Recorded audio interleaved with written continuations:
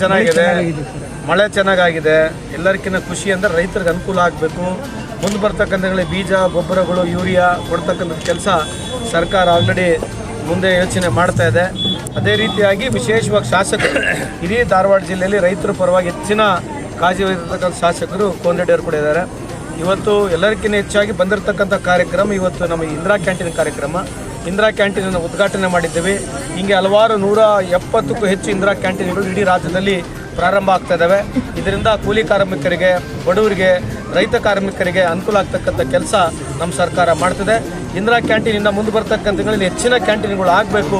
ಬಡವರಿಗೆ ಭಾಳ ಅತಿ ಕಮ್ಮಿ ದರದಲ್ಲಿ 5 ರೂಪಾಯಿನಲ್ಲಿ ಟಿಫನು, 10 ರೂಪಾಯಿದಲ್ಲಿ ಊಟ ಹಾಗೂ ಮಧ್ಯಾಹ್ನದ ಊಟ ಸಿಗ್ತಕ್ಕಂಥ ಕೆಲಸ ನಮ್ಮ ಸರ್ಕಾರ ಮಾಡಿದೆ. ಇದು ಒಂದು ಭಾಳ ಯಶಸ್ವಿಯಾದಂಥ ಕಾರ್ಯಕ್ರಮ ಆಗುತ್ತೆ. ನನಗೆ ಭಾಳ ಖುಷಿ ತಂದಿದಂತೆ ಈ ಸಂದರ್ಭಕ್ಕೆ ಕೇಳಿಕೆ. DAP ಗೊಬ್ಬರದ ಅಭಾವ ಇದೆ ಸರ್ ಜಿಲ್ಲೆಯಲ್ಲಿ ಸರ್, ಅದ್ರ ರೈತರಿಗೆ ಸ್ವಲ್ಪ ಹೆಚ್ಚಿನ ಬೇಡಿಕೆ ಇದೆ ಸರ್ DAP ಗೊಬ್ಬರದ. ಅದಕ್ಕೆ ಈಗ ಮೀಟಿಂಗ್ ಮಾಡ್ತಾ ಇದ್ದೀವಿ.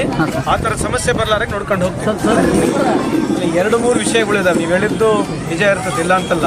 ಅವ್ರು ಬರ್ಲಿಕ್ಕೆ ತೊಂದರೆ ಐತೆ ಸರ್, ನಾವು ಮುಂದಿನ ಆಸೆ ಹಿಂಗೆ ಬರ್ಬೇಕು. ಏನಾಗತ್ತೆ, ಕೆಲವು ಸಂದರ್ಭದಲ್ಲಿ ನಮ್ಮ ಕಲ್ಗಟ್ಟಿಗೆ ತಗೊಳ್ಳಿ, ಶೆಡ್ಯೂಲ್ ಬಸ್ಗಳು ಬಿಟ್ಬಿಟ್ಟು ಜನ ಟ್ರ್ಯಾಕ್ಸ್ಗಳಲ್ಲಿ ಹೋಗ್ತಾರೆ. ಶೆಡ್ಯೂಲ್ ಬಸ್ಗಳು ಬಿಟ್ಬಿಟ್ಟು ಜನ ಟ್ರ್ಯಾಕ್ಸ್ಗಳಲ್ಲಿ ಹೋಗ್ತಾರೆ. ಅವ್ರಿಗೆ ಮನವಿ ಮಾಡ್ಕೊಳ್ತೀವಿ ಅಂಥದ್ದು ಮಾಡಬೇಡಿ, ಯಾಕಂದರೆ ಸರ್ಕಾರಕ್ಕೆ ನುಕ್ಸಾನ ಆಗುತ್ತೆ.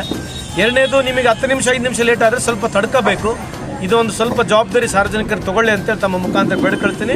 ನೀವು ಹೇಳಿರ್ತಕ್ಕಂಥ ಏನು ವಿಚಾರ ಇದೆ, ನಾನು ಈಗ ಸಂಬಂಧಪಟ್ಟಂಥ ಇಲಾಖೆಯವ್ರಿಗೆ ಮಾತನಾಡ್ತೀನಿ. ಶಾಸಕರು ಕೂಡ ಇದ್ದಾರೆ.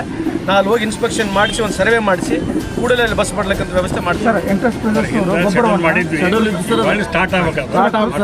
ಕೃತಕ ಅಭಾವ ಸೃಷ್ಟಿ ಮಾಡ್ತಾ ಇದ್ದಾರೆ ಸರ್, ಅದ್ರ ಬಗ್ಗೆ ಏನು ಈಗ ಏನು ಅಗ್ರಿಕಲ್ಚರ್ ಡಿಪಾರ್ಟ್ಮೆಂಟಿಂದ ಗೊಬ್ಬರ ಏನು ಕೊಡ್ತಾರಲ್ಲ ಸರ್, ಆಮೇಲೆ ಎಂಟರ್ಪ್ರೈಸಸ್ನವರು ಕೃತಕ ಅಭಾವ ಸೃಷ್ಟಿ ಮಾಡೋಕತ್ತಾರೆ ಸರ್ DAP.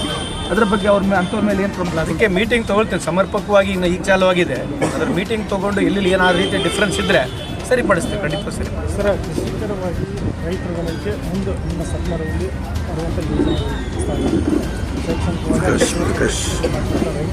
ಬಜೆಟಲ್ಲಿ ಹೇಳಿದೀವಲ್ಲ, ಅಲ್ಲ ಬಜೆಟ್ ಒಳಗೆ ಹೇಳಿದೀವಲ್ಲ, ಕೃಷಿ ಹೊಂಡಗಳು ಮಾಡ್ತೀವಿ ಅಂತ ಹೇಳಿದ್ದೀವಿ. ತಾಲೂಕು ಕೇಂದ್ರಗಳ ಮೇಲೆ ಇನ್ನೂ ಅನೇಕ ಕಚೇರಿಗಳು ಬರುತ್ತೆ ಸರ್, ಬರುತ್ತೆ ಅವು ಕೂಡ ಇನ್ನೂ ಹಂತವಾಗಿ ಬರುತ್ತೆ. ಒಂದೇಟಿಗೆ ಎಲ್ಲ ಬರೋದಿಲ್ಲ. ಹೀಗೆ ಇನ್ನು 240 ತಾಲೂಕುಗಳಿದ್ದಾವೆ. ಎಲ್ಲ ತಾಲೂಕುಗಳಲ್ಲಿ ಮೂಲಭೂತ ಸೌಕರ್ಯ ಕೊರತೆಗಳಿದ್ದಾವೆ.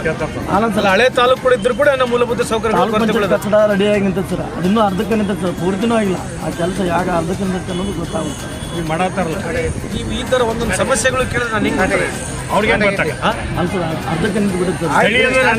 ಆಯ್ತು ರೀ, ಆ ಥರ ಕೇಳಿದ್ರೆ ನಾನು ಹೆಂಗೆ ಉತ್ತರ ಕೊಡಲಿ ಸರ್? ನಮ್ಮ ನಾಳು ವಿಧಾನಸಭಾ ಕ್ಷೇತ್ರ ಶಾಸಕ NH ಕೊಂಡ್ರೆಡ್ಡಿ ಚಕ್ಲಿ ದಾರಿ ಹರ್ಕಾರ ಅಂತ ಮಾಡಿದ್ದಾರೆ. ಇಡೀ ನಮ್ಮ ನಾಳು ವಿಧಾನಸಭಾ ಕ್ಷೇತ್ರಗಳು ಅಷ್ಟು ಚಕ್ಲಿ ದಾರಿಗಳ ರಸ್ತೆಗಳನ್ನು ಮಾಡ್ತಾರೆ. ಅದ್ರ ಬಗ್ಗೆ ಅಲ್ಲ, ಭಾಳ ಹೆಮ್ಮೆ ಇದೆ. ಯಾಕಂದ್ರೆ 170ಕ್ಕೂ ಹೆಚ್ಚು ಕಿಲೋಮೀಟರ್ ಮಾಡಿದ್ದಾರೆ, 200 ಕಿಲೋಮೀಟರ್ವರೆಗೆ ಮಾಡಿದ್ದಾರೆ. ನಾನು ಕೂಡ ಬಂದು ನೋಡಿದ್ದೀನಿ. ಅದು ಎಲ್ಲರೂ ವಿಶೇಷವಾಗಿ ಇಡೀ ಕರ್ನಾಟಕದ ಗಮನ ಸೆಳೆತಕ್ಕಂಥ ಕೆಲಸ ಮಾಡಿದ್ದಾರೆ. ಹೆಮ್ಮೆ ಇದೆ. ಇನ್ನು ಮುಂದೆ ಅವ್ರ ನೇತೃತ್ವದಲ್ಲಿ ಸಂಪೂರ್ಣವಾಗಿ ಎಲ್ಲಿವರೆಗೆ ಸೂರ್ಯಚಂದ್ರ ಇದೆ ಅಲ್ಲಿವರೆಗೆ ಅಭಿವೃದ್ಧಿ ಅಂತಕ್ಕಂಥ ಸಹಜ. ಅವರ ಅವಧಿಯಲ್ಲಿ, ನಮ್ಮ ಸರ್ಕಾರ ಅವಧಿಯಲ್ಲಿ ಹೆಚ್ಚಿನ ಅನುದಾನ ತಂದು ಅಭಿವೃದ್ಧಿ ಮಾಡ್ತಕ್ಕಂಥ ಕೆಲಸ ನಮ್ಮ ಸರ್ಕಾರ ಜೊತೆಗೆ ಕೋನರೆಡ್ಡಿಯವರು ಮಾಡ್ತಾರೆ.